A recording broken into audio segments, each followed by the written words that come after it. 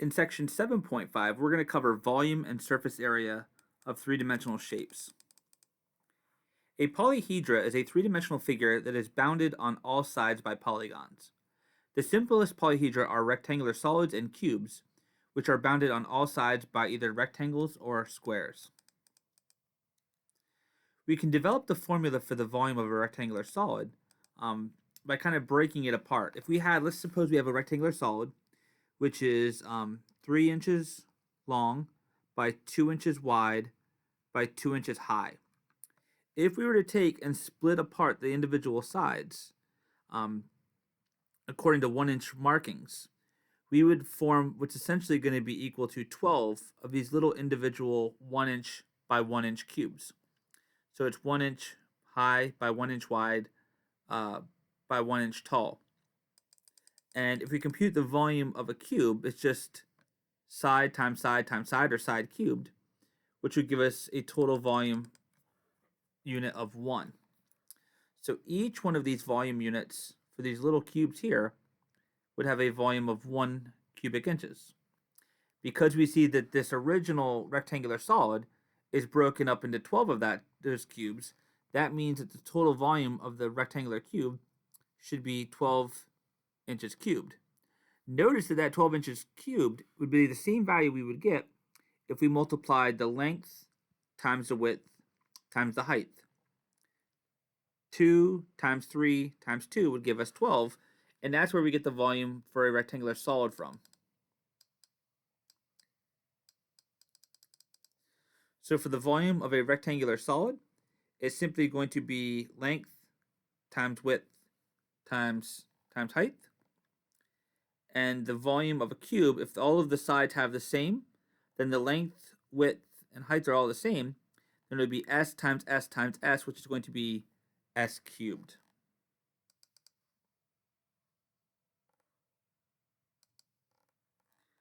Let's take a look at the next example. Suppose we wanted to find the volume of this rectangular solid. So we first identify the shape, and then we write out the formula. Volume equals length times width times height. These formulas will be on the formula sheet for the next test. This is going to be 11 times 4 times not 30. Let's be a little bit careful here. When we're working with these values, notice that we want them to all to have the exact same units. But there's an issue here. If I just plug the numbers in, this 30 isn't in terms of feet as the other two units are. This is in terms of inches. So we don't want to use the number 30. We need to convert this. If I can convert 30 inches into feet, let's do our factor bridge. Inches goes on the bottom. Feet would go on top. We know that 1 foot is 12 inches. And so we would get 30 divided by 12, which is going to be 2.5 feet. So be very careful whenever you're trying to find volumes. Make sure that all of your dimensions have exactly the same units. So we have 11 times 4 times 2.5, which is going to give us 110. Notice that all of the dimensions were in feet, so the volume will be cubic feet, or we write feet to the third power.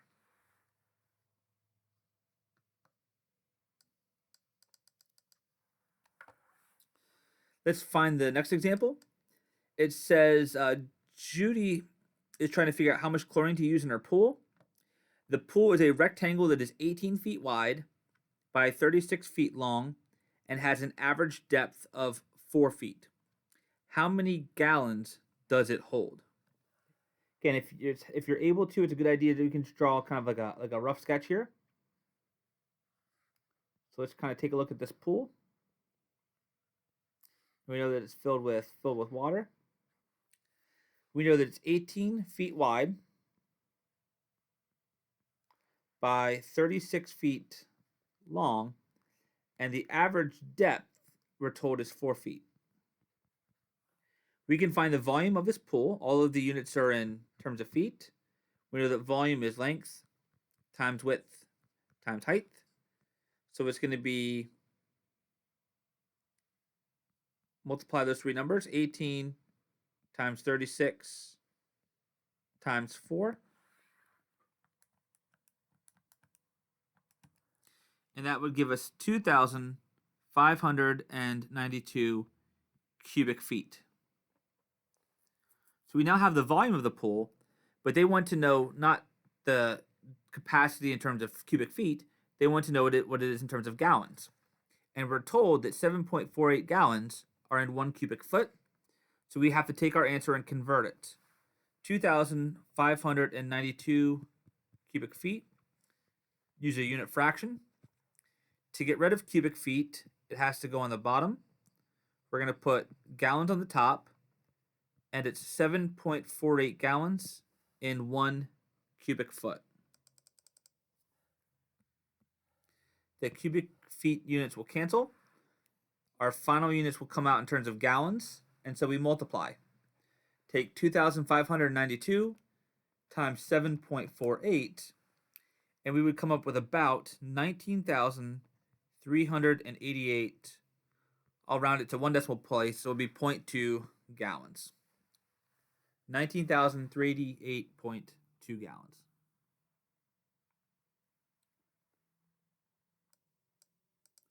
So we've covered cubes and we've covered rectangular solids. The next shape we're going to come to is that for the volume of a right circular cylinder. When you hear the buzzword right circular cylinder, think of, like, for example, like a can of soda or like a can of soup. This is the shape for a right circular cylinder. To define a cylinder, we need to know 2 values. We need to know the radius of the circular face as well as the height of the cylinder. So if we know R and we know H, that tells us the shape of the cylinder. The volume for the formula for a cylinder is going to be pi times radius squared times the height. So V equals pi R squared H. In example 4, we actually are working with a can of soup. So if you can draw a rough sketch, feel free to do so. They say that we have a right circular cylinder that has a height of 4 inches. So H equals 4 inches. And it has a radius of 1.5 inches. And we want to know how many ounces of soup does the can hold. So we know it's a cylinder. We're talking about volume. So the volume formula should be pi R squared H. Let's plug in what we know. It's going to be pi times radius squared. That's 1.5 squared. Times the height, which is 4. Let me plug this into my calculator. So we have our calculator up. Let's go ahead and plug it in. So I have pi. So I'm going to do pi times 1.5 to the second power, and then times 4. Hit enter, and to 1 decimal place, I'm getting about 28.3. So it's going to be 28.3. Everything was in terms of inches, so the volume will come out in terms of cubic inches. So far, so good. We now know the cubic inches volume, but we want the volume in ounces.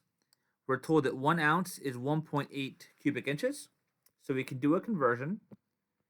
28.3 inches cubed over 1. We want to get rid of inches cubed, so that's going to go on the bottom. Fluid ounces is going to go on the top, and it's 1 fluid ounce to 1.8 cubic inches. These cancel. Multiply the tops, multiply the bottoms. Take your final numerator divided by your final denominator, and we should get about 15.7 fluid ounces. So the amount of soup that's in the can would be about 15.7 fluid ounces. The next formula we come to is the formula for the volume of a pyramid. A pyramid is a polyhedron whose base is a polygon and whose sides are triangles. When you think of pyramids, we probably picture pyramids with a square base, but the shape of the base can be anything. For us, let's look at the case where we actually do have a square base pyramid, or maybe a rectangular base pyramid. The formula for the volume of a pyramid is 1/3 B times H. And we have to be a little bit careful here because the capital B that we have here isn't just a single value. B actually represents the area of the base. So depending upon what geometric shape you have for the base, we would have to first compute the area of that, and that's the quantity that represents capital B. You plug that into the formula, and then you take 1/3 times that base area times the height.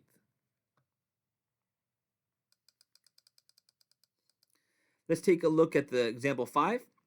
They say the Great Pyramid at Giza was built by the Egyptians roughly 4,570 years ago.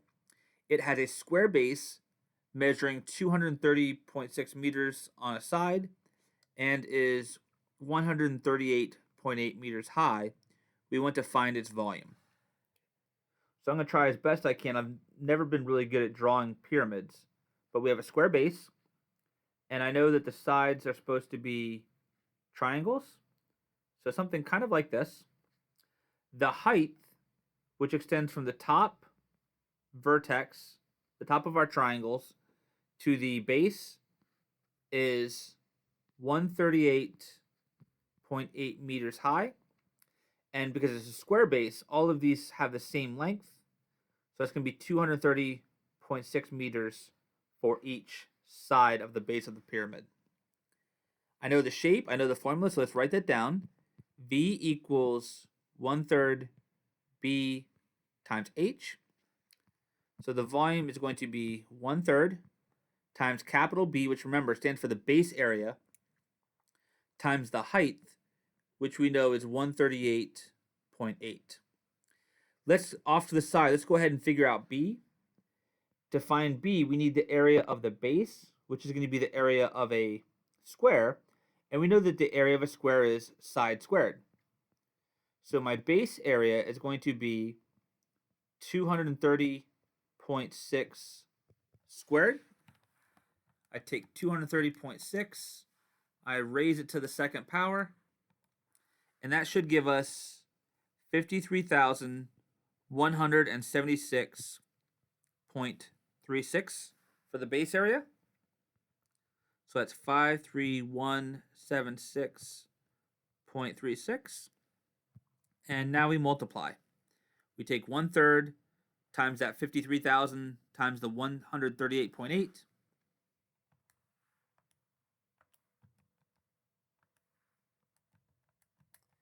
And the value we should come up with is going to be 246,0292. And I'm going to go to one decimal place 0.9. So it's 2,460,292.9. It's a volume, so it's going to be in cubic units. Everything was measured in meters, so we get cubic meters. That is the volume of the Great Pyramid of Giza.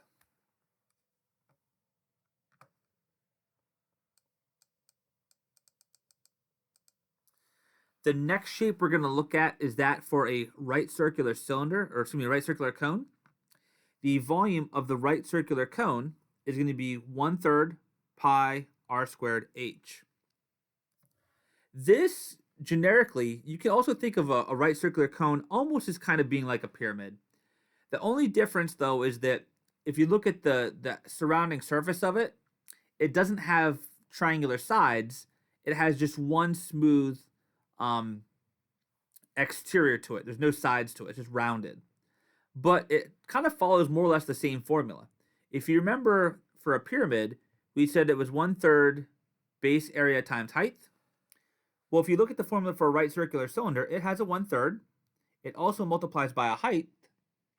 And if you look at what's in the middle of it, the pi r squared, well, pi r squared, that's the area of a circle, which just so happens to be the base of our right circular cone. So it follows that same kind of pattern, where it's 1/3 times the base area times the height.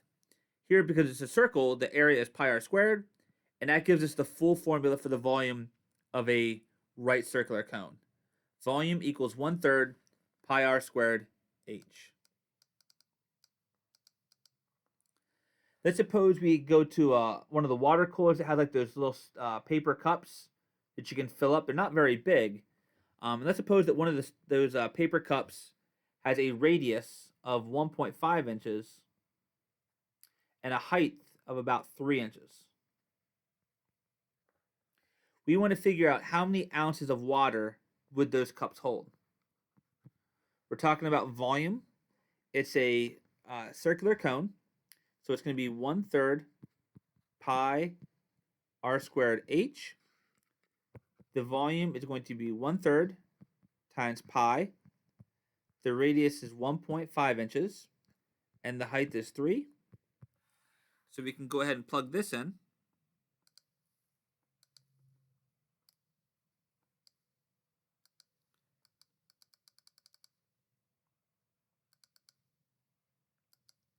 For my 1/3, I can plug it in as 1 divided by 3. That's my fraction. I'm going to multiply it by pi times 1.5 squared times the height of 3. We hit enter, and to about 1 decimal place, we would get 7.1. So this is going to be 7.1. The dimensions were in terms of inches, so the volume is going to come out in terms of cubic inches. Once again, we don't want cubic inches. We're asked for how many ounces, so we need to convert this. 7.1 cubic inches. I can put inches cubed on the bottom. Ounces is going to go on top. In particular, it's fluid ounces. And it's one of the fluid ounces is 1.8 cubic inches. Cancel, cancel. And so we end up dividing 7.1 divided by 1.8. It's going to give us about 3.9 fluid ounces. So the amount of volume that would go in one of those little water cooler cups, each one holds about 3.9 fluid ounces.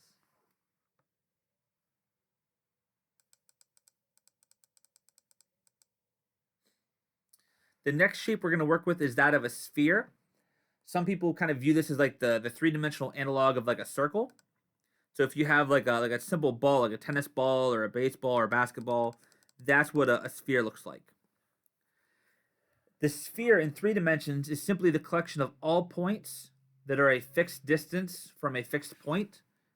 The fixed point we call the center, the fixed distance we call the radius, and the volume of a sphere is given by 4/3 times pi times radius cubed.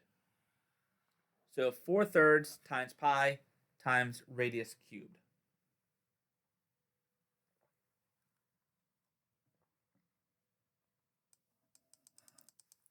Let's take a look at example 7.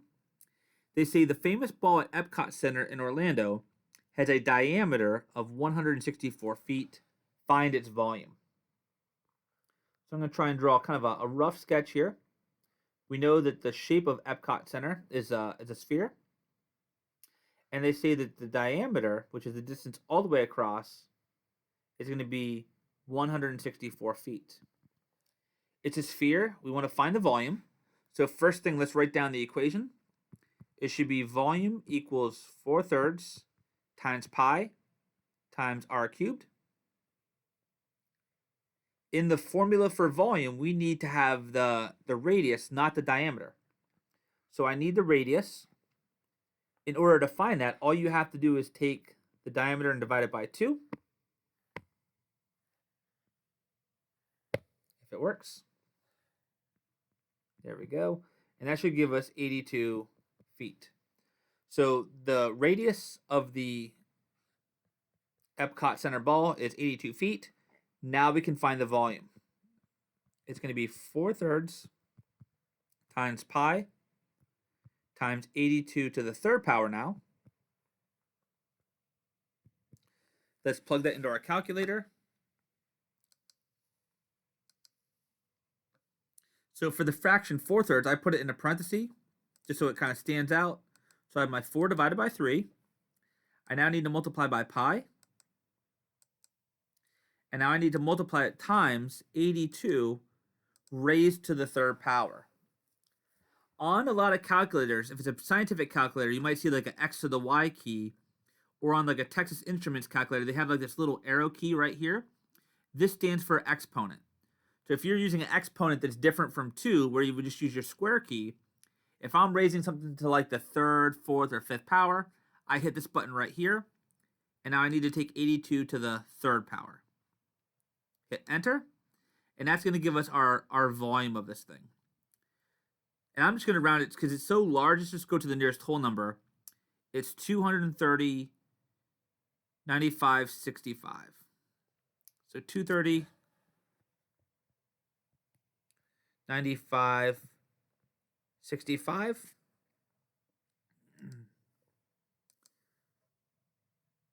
Yep. And this was in terms of feet. So that volume will be in terms of cubic feet. So what is the volume of the Epcot Center ball? It's 2,309,565 cubic feet. Pretty spacious. The last topic we're going to discuss is that of surface area. Now, this is a topic that sometimes for some students is a little bit confusing. Surface area is for that of a three-dimensional object. The difference we're going to look at now is, let's suppose we have a box. And with that box, I can do one of two things to it. I can ask how much stuff can I fit on the inside. So space on the inside, that's related to the concept of volume. So that's the amount of space on the inside. The other question I can ask is, let's suppose I wanted to paint this box on all of its sides. So I would need to apply paint that would cover the entire surface of that box. If I want to know how much paint I'm going to need, I need to cover the surface of the object, not the inside, but the surface. Then that brings us to a concept called surface area. It's a two-dimensional measurement of a three-dimensional figure that talks about the amount of space, if you will, on the surface of the object. Okay. If we start off, let's see if we can find the surface area of a rectangular solid. If you look at the rectangular solid, you can break it apart into faces that have similar dimensions.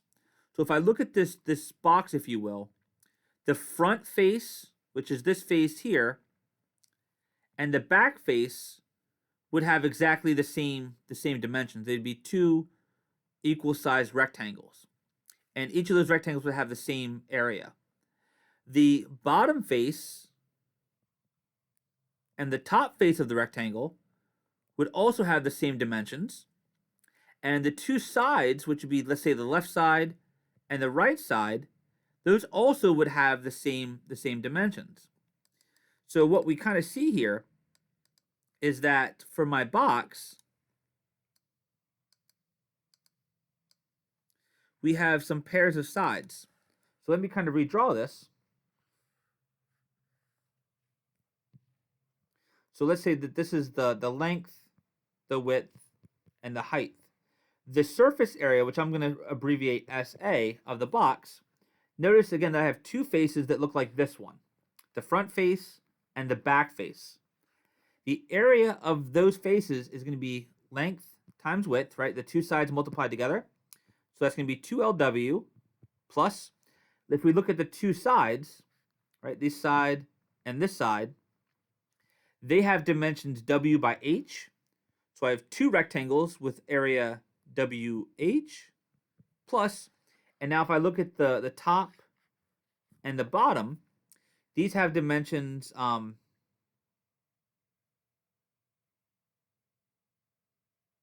what's the dimension of this? It's going to be what? W by L.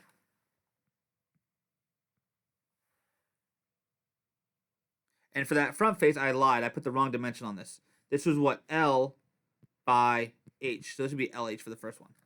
My apologies.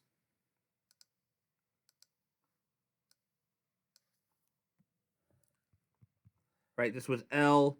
This had a height of H. So that front face and that back face were LH. This top one, or the bottom one, those pairs, they have what? A length of L and a width equal to W, so 2LW. So this gives us the formula for the surface area of a rectangular solid. Again, there's 6 faces all together. 2 plus 2 plus 2 is 6. And they're paired up, right? The sides, the front and the back, and the top and the bottom all have equal dimensions. If that's the case, then I can find the surface area of this particular box. Let's write out the formula. So the surface area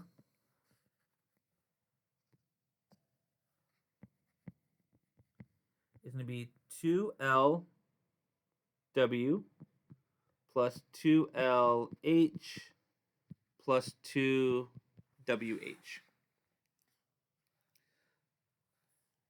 So this is going to be equal to 2 times L, which is 10, times W, which is 8, plus 2 times 10, times the height, which is 6, plus 2 times W, which is 8, times the height, which is 6. If we multiply these all out, 2 times 10 times 8, that's going to be 160, plus 2 times 10 times 6, that's going to be 120. Plus, if we do 2 times 8 times 6, that should be 96. And we add them all together, we find that the surface area for this box is going to be 376. Properly speaking, it's an area. The values we were using in our computations were inches by inches. So it's going to come out in terms of inches squared.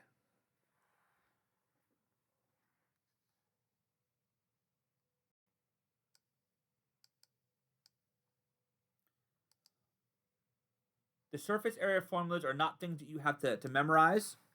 But if you wanted to know what they are, the surface area for a cube, on a cube, all of your sides would have exactly the same length. So it's like S, S, and S. So those L times W's and W times H's would all look like this. You'd have 2S squared plus 2S squared plus 2S squared, which would combine to simply give us 6S squared. Because again, each of the faces is going to be identical. They're S times S, which is S squared. We have 6 of them, so it's 6S squared. For a rectangular solid, we just saw it a moment ago, it's going to be equal to 2LW plus 2LH plus 2WH. The surface area of a right circular cylinder is 2 pi r squared plus 2 pi rh. For a sphere, its surface area is 4 pi r squared. For a square-based pyramid, the surface area is L squared plus 2L times the square root of L squared divided by 4 plus H squared, where L represents the length of a base. And for a right circular cone, the surface area is pi r squared plus pi r times the square root of r squared plus h squared. And these will be provided for you. If you would need any of these, they would be on the formula sheet that would accompany the next test.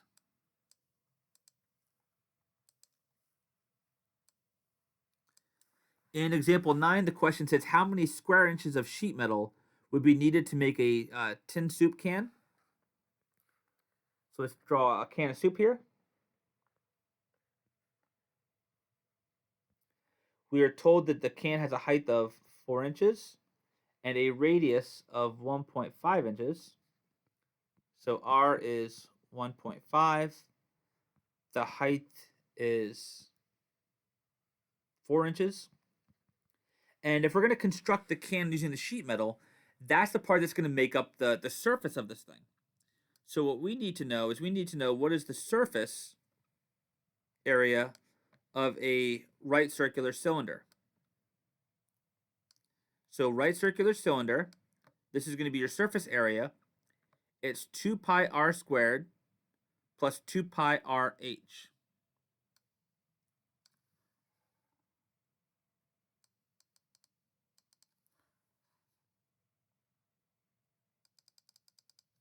So surface area is 2 pi r squared plus 2 pi RH. So we write down the formula. Let's plug in our values.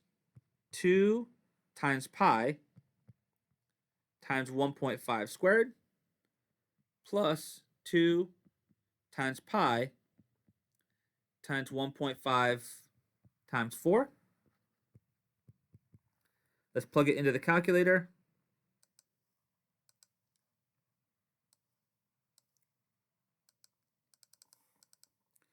We have 2 times pi times 1.5 squared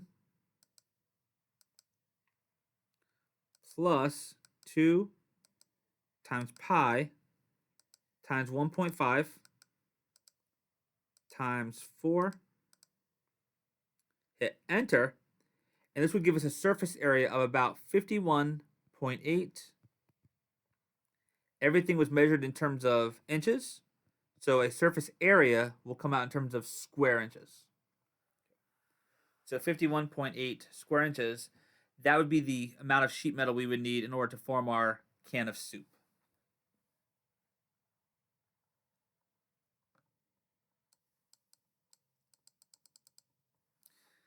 We have one last example in this chapter, and let's suppose we wanted to make like a silo. So a silo, if you look at it, these are things that are used on farms. Typically, it's like a right circular cone placed on top of a cylinder. So we have a cylinder, and we have a right circular cone here. What we want to do is the aluminum silo is to be made from a right circular cylinder with a right circular cone on top. The radius of the cylinder is 5.5 feet, and its height is 14 feet. The cone has height of 4 feet. We want to find how much aluminum would we need for construction.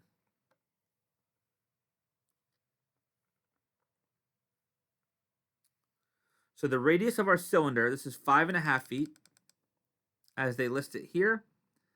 The height of the cylinder is 14 feet, and the height of the cone is going to be 4 feet. Okay. Now, there is some discussion as to whether or not we should include this top surface. In other words, if you look at a cylinder, typically it's not closed on top. Usually it's open all the way until from the bottom to the top. If that is the case, you would have to modify the formula a little bit. I'm not going to do that for the sake of this example. Let's suppose that you do have like a closed off portion here, and then maybe you do have like the top part with maybe like a hole in it for like the grain to feed down. This is a composite geometric figure. The total surface area that we're going to need is going to be the surface area for a right circular cone and a right circular cylinder added together. So for the total surface area, we need the surface area of this thing plus the surface area of this thing. Let's work that through. For the right circular cylinder, we just did this a moment ago, but its formula is going to be 2 pi r squared plus 2 pi RH.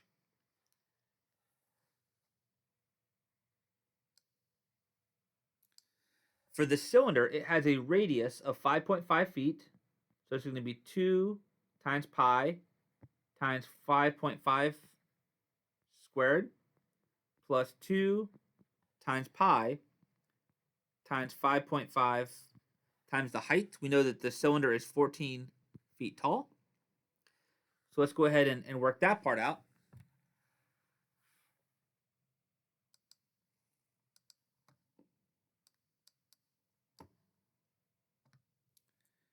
Two pi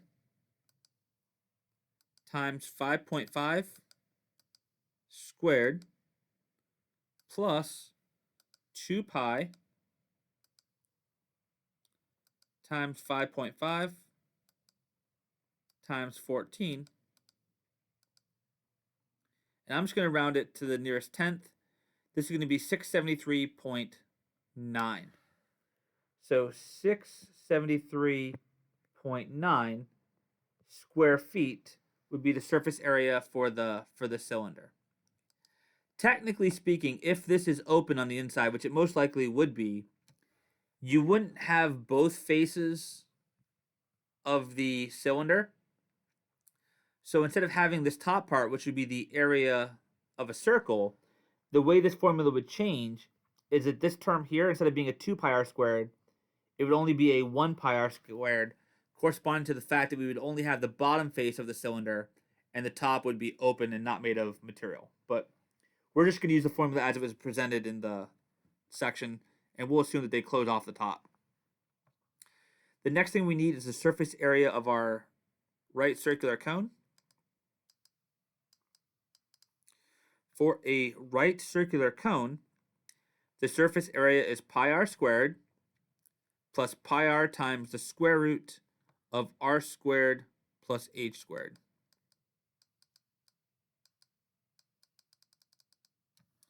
So it's going to be pi r squared plus pi r times the square root of r squared plus h squared.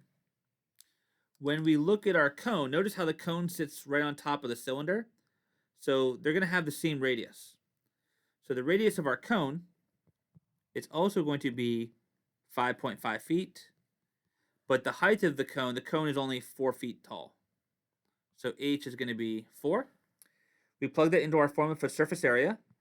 We're going to have pi times 5.5 squared plus pi times 5.5 times the square root of 5.5 squared plus 4 squared.